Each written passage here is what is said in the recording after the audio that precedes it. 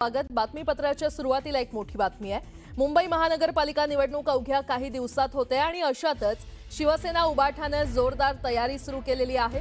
मुंबईत आज शिवसेना उबाठाचा भव्य निर्धार मेळावा होणार आहे। संध्याकाळी 5 वाजता होणाऱ्या या मेळाव्यात उद्धव ठाकरे शिवसैनिकांना मार्गदर्शन करणार आहेत। अशातच उद्धव ठाकरे नेमकं काय बोलणार याकडे सगळ्यांचं लक्ष लागलंय।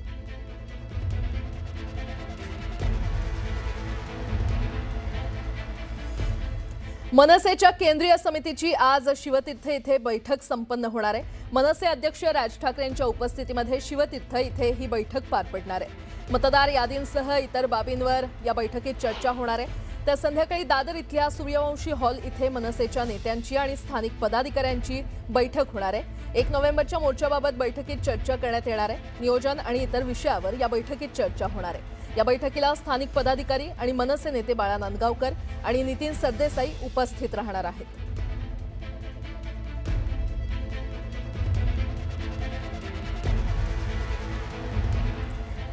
केंद्रीय गृहमंत्री अमित शहा आज मुंबई दौऱ्यावर येणार आहेत। भाजपच्या नवीन महाराष्ट्र प्रदेश मुख्यालयाचं अमित शहांच्या हस्ते भूमिपूजन करण्यात येणार आहे। यावेळी मुख्यमंत्री देवेंद्र फडणवीस, प्रदेशाध्यक्ष रवींद्र चव्हाण यांच्यासह इतर नेते उपस्थित राहणार आहेत। शहांच्या दौऱ्यामुळे राजकीय घडामोडींना वेग आलाय।